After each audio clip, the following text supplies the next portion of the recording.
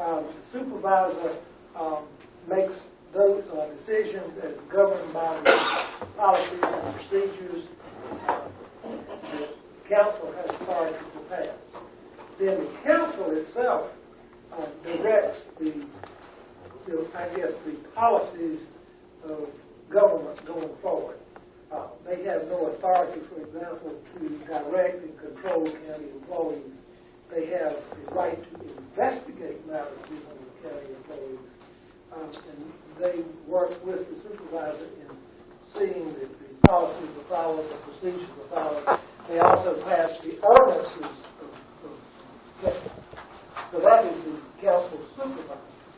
The administrative form of government provides that council, a majority of council, hires an administrator, much like the town manager for the town of King Street. He's trained within that capacity, and they use that by way of illustration. The administrator acts in the same capacity as a supervisor. He has the authority to hire and run the county. The county council has no authority to direct or control county employees. In effect, for lack of a better description, the administrator acts pretty much the same as a county supervisor, with the difference being that if you decide you want to fire that person as your employee, that's the only employee that you control. You can fire that employee and hire another. Another illustration would be sort of like the school board. The school board hires the superintendent of education, and that superintendent of education acts like an administrator, like some government. So what we find is those are the general what differences between the two. Thank you. Any other questions?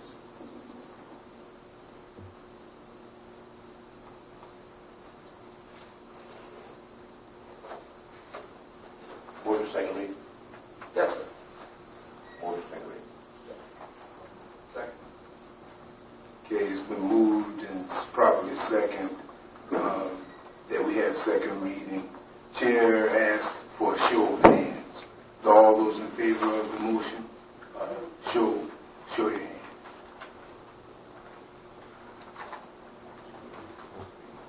All those opposed? I'm sorry. Let's call it again, Mr. President. Yeah, all in favor of the motion, show your hand. Yes. Unanimous. Okay. All those opposed, it's obvious that it's a unanimous vote. Okay. the Motion carried. next item I have is not exactly on the agenda, but it's just an issue I wanted you to be aware of. It's not necessarily an action item. Last week, it was a short week for all of us. I was in a meeting in Charleston for 2 days, and of course, then Friday. But I was contacted early last week by an email from Mr. Edwards, which was a pass-through of an email from our fire chief, Swinton. And the email questioned whether or not fire stations could be used for political meetings and rallies. And the email indicated that for a number of years it had been used by candidates without any claim. And that raised a major red flag to me. It's no different than plowing roads. Using public property for private purposes is illegal based on our Constitution. So I called Bobby Lyon. I said, Bobby, am I reading this correctly? And I explained the situation. He said, I agree with you. It's a problem to use the fire stations for anybody. Use a family reunion, a political gathering, for personal purposes. Now, if the county council wanted to have a meeting there, that's different. But that raises a second issue. And that's what I questioned and I discussed it at length with Chief Swinton. He said, here's the problem. We have numerous opportunities and venues for candidates and people to use county buildings. We got the J.J. Mitchell building. We got the Chavis One Stop. We got the auditorium across the street. We got the recreation center. We got the facility at 911. We got places in Greenville. And then we got community buildings which are attached to fire stations. That's not a fire station. Those are available for meetings, provided we lease those to citizens for use. Okay? Because, again, you cannot use public property and money for private purposes. Private purposes can be a lot of things. So that's the general situation. Chief Swinton said, I don't want to be opening up my fire station because I got a $250,000 fire truck sitting in there. And in the legal sense, we call that an attractive nuisance. An attractive nuisance is a swimming pool in somebody's backyard. It attracts people. They want to come and look at it, jump in it. And you see a fire truck, it's like a big toy. You want to go over and start turning knobs. You want to, climb it. He said, I don't want people in there. Plus, I got another huge bunch of equipment in there. And it's just not a place that I want people coming into my fire station for any reason unless they are firemen. Because suppose we get a fire call, then I got to pull a fire truck out. That's problematic. Then we've got liability issues of people getting hurt.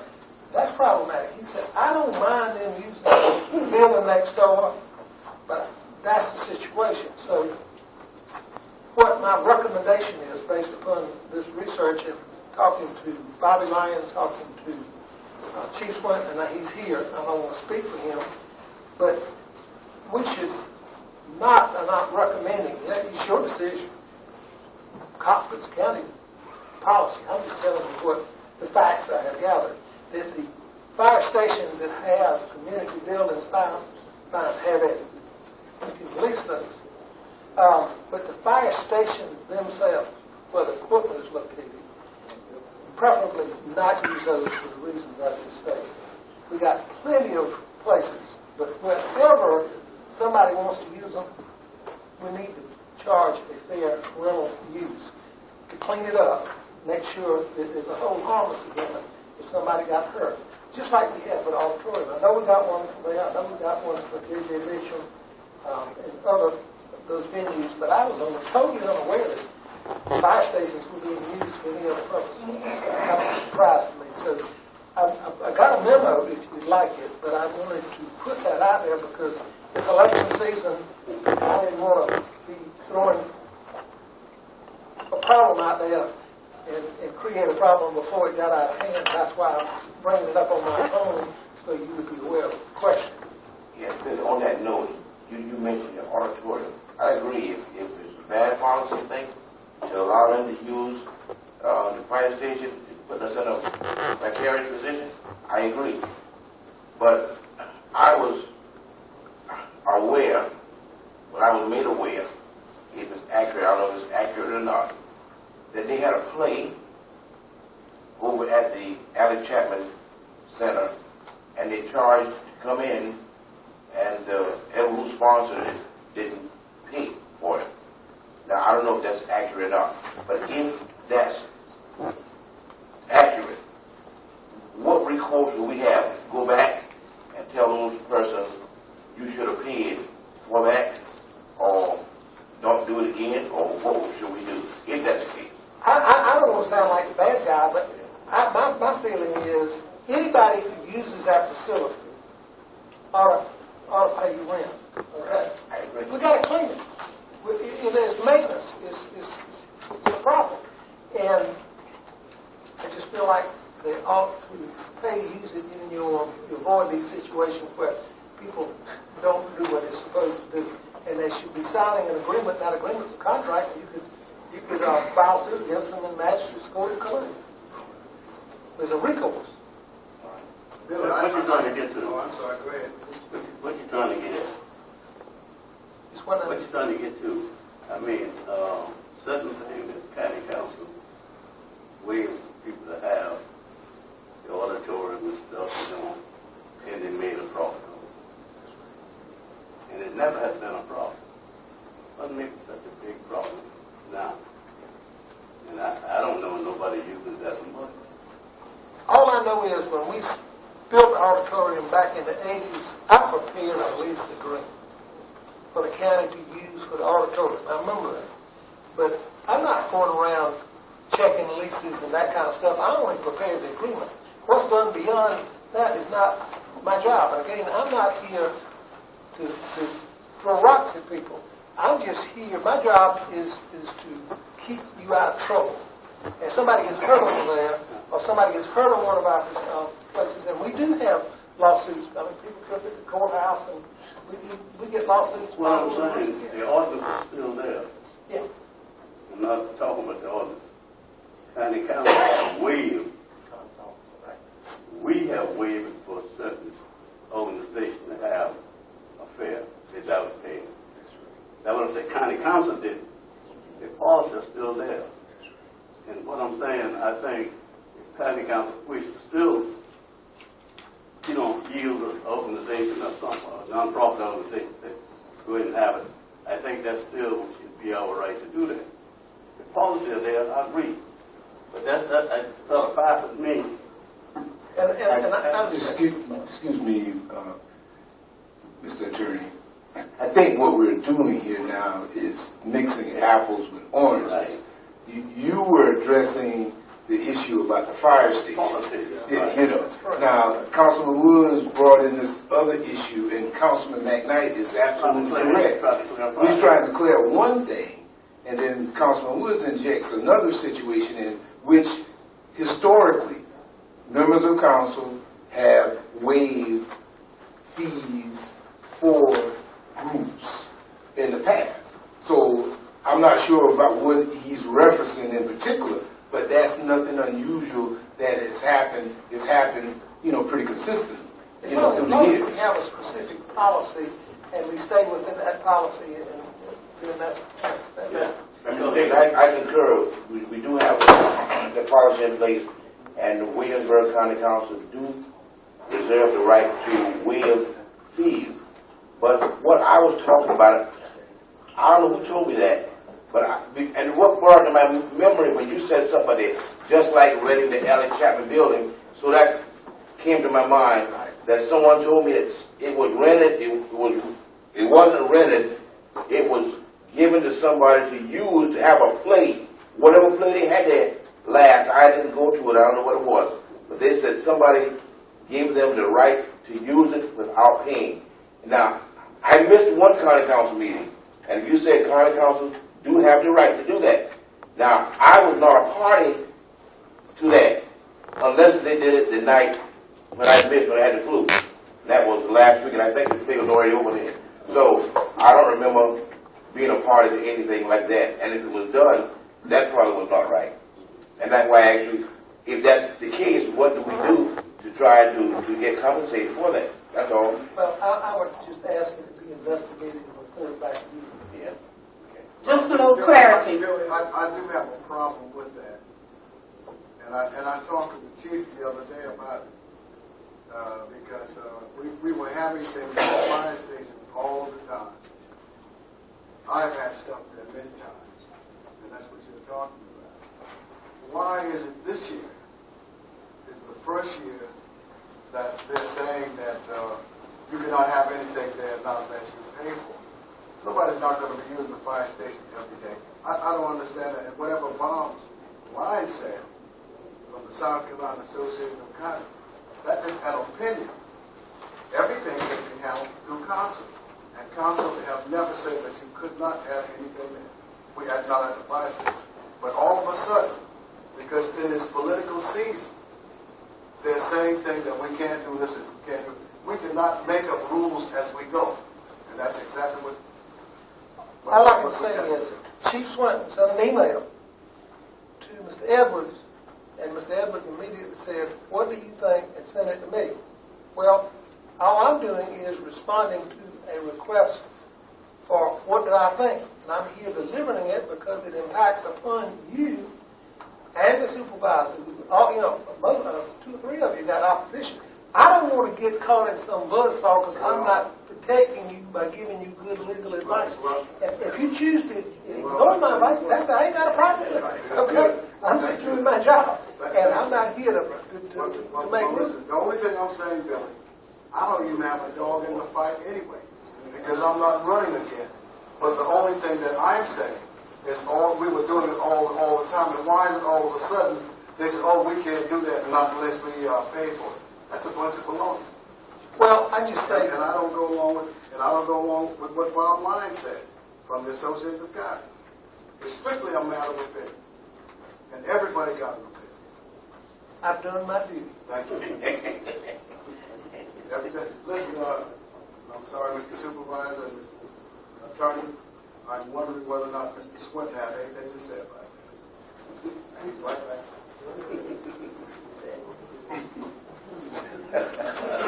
Good evening, everybody. I'm just an employee. We were informed that the county will do things by rule and policy. That's what I sent to them, requiring a policy or a procedure for renting or leasing the building, because I didn't have one. So that when we were informed that from that point on, everything would be done by policy, and that's why they received the email. And the email stated that if we had a policy or procedure for leasing or renting a fire station. Now, Mr. Billy said we weren't aware that it was being used for that.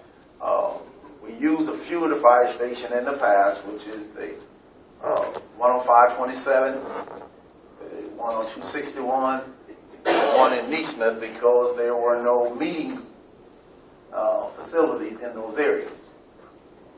The church don't allow people really to go in there and do speak politics, so they needed to meet somewhere. So they were doing it before I became chief, and that's why they continue on. But after the rule changes, say we're going to do everything by procedure and policy, and that's why I contacted Mrs. I'm just Randy, as Councilman Wilson said, you have been doing it, and this is no reason or no rationale to keep doing it, because I have been doing it that way all before. Well, if you've been doing it that way before, you find out the wrong change. Okay, now, but what all of a sudden, someone came to you with that concern? No, sir. When we were informed that things were going to be done by rule and policy, I forwarded an email, because at that point I tried to find some ordinance or something in the office concerning rent and fee or leasing the building. And I sent an email to Mr. Edwards, checking to see if they had any information such at personnel, and then he sent it on to Mr. Billy. And we didn't have any from no policy procedure for renting a fire station. No, ma'am. Oh, fire station. Yes, ma'am. No, ma'am. But there is policy procedure. For renting a building, a county building, a fire station is not considered a. Right. Yes. Let me say this. I'm sort of familiar with most of the fire stations out there built in the county. And you have the one down there at Central that have a community building on it. One in Williamsburg, Weederville, and St. Lawrence up there. Yes, sir. Eastman have one down there. Now, what happened? We had those fire stations built. I don't know if we put a policy on it. There's one down 261. I'm familiar with it.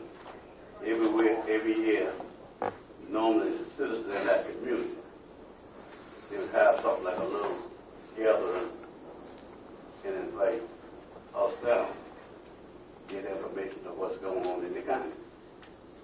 Well, that was going on ever since the station was built every year. So I don't know how you handle it. You know, they're taxpayers too. We couldn't build a community building on every fire station. And if you can tell me, or anyone can tell me, that one of those trucks had anything harm to it, this would be the first I ever heard. What I'm saying, if it's doing harm, let's address it. But people paying enough tax in this country to be able to sit down and just meet somewhere because they can't go to the church. I mean, everything we do, we get for the taxpayer, and they can't do nothing.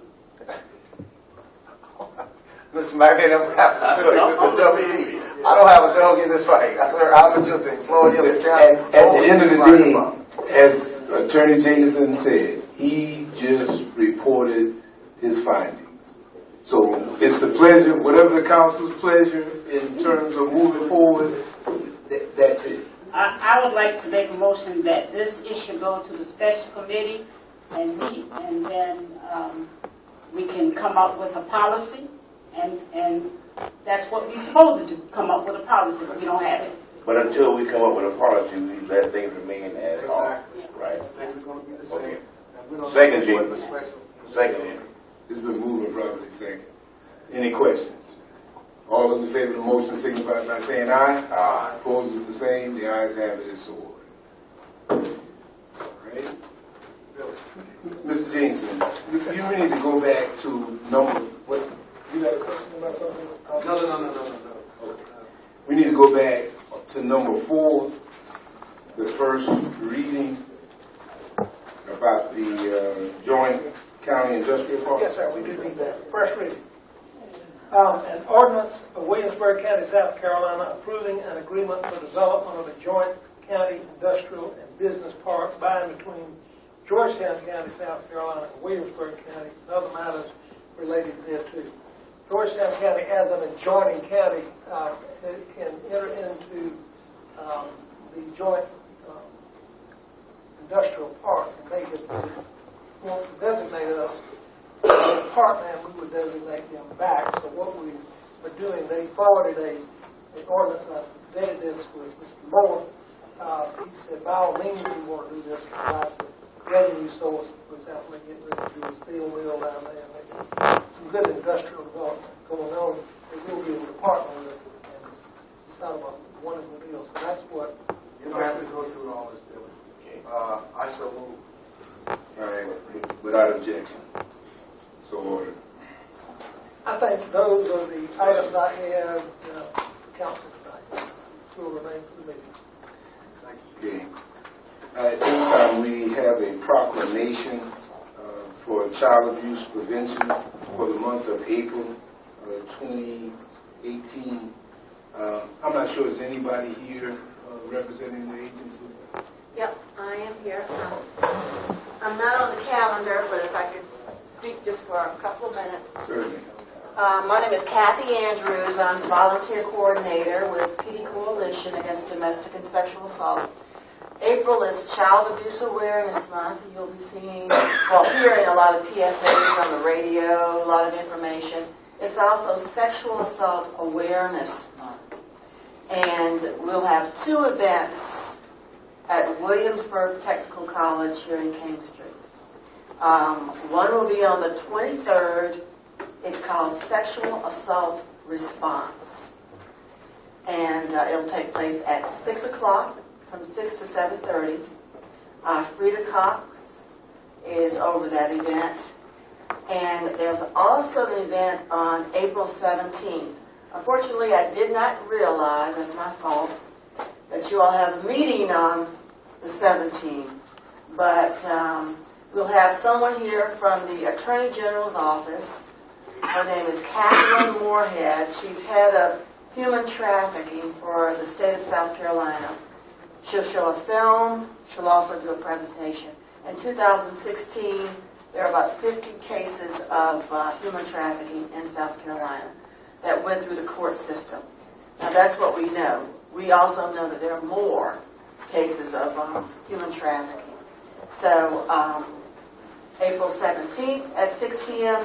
and April 23rd at 6 p.m.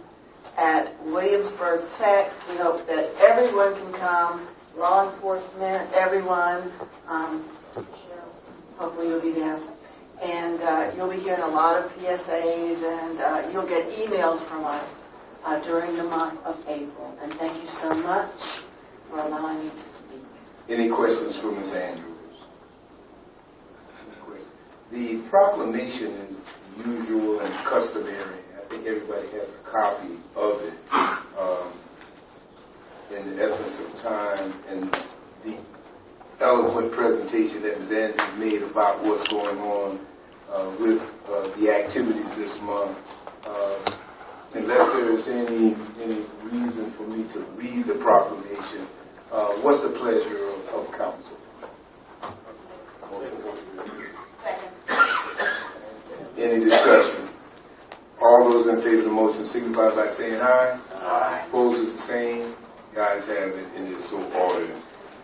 At this time, inadvertently, the supervisor's report was left off the agenda, and we have a presentation to make to our employee of the month.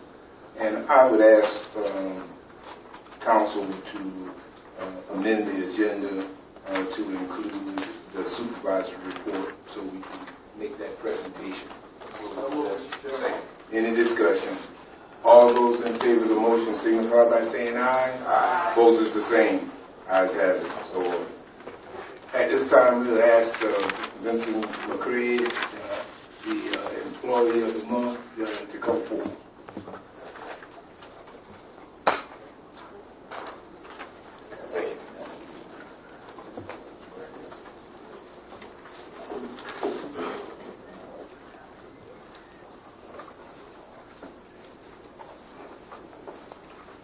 Good evening.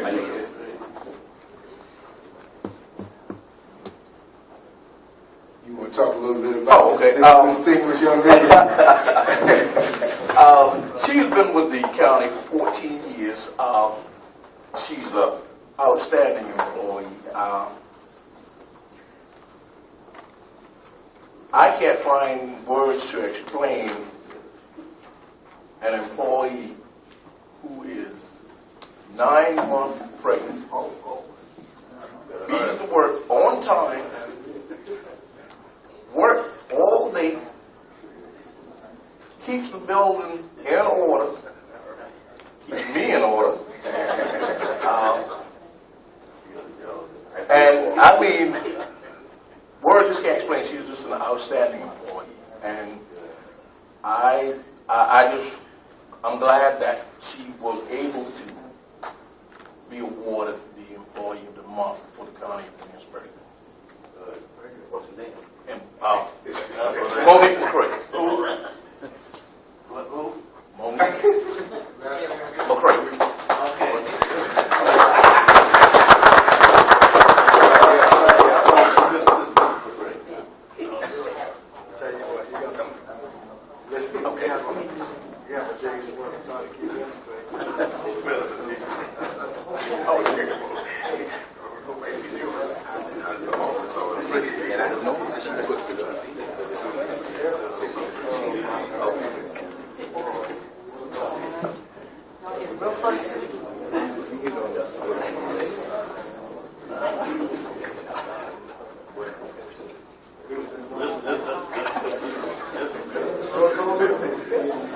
Y'all get closer to here.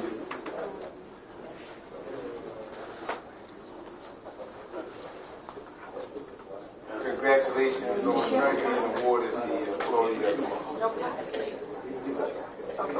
That way, one step. Everybody will do two. On the count of three. 1, 2. Let me look. And one more. Right here. Okay. Thank you.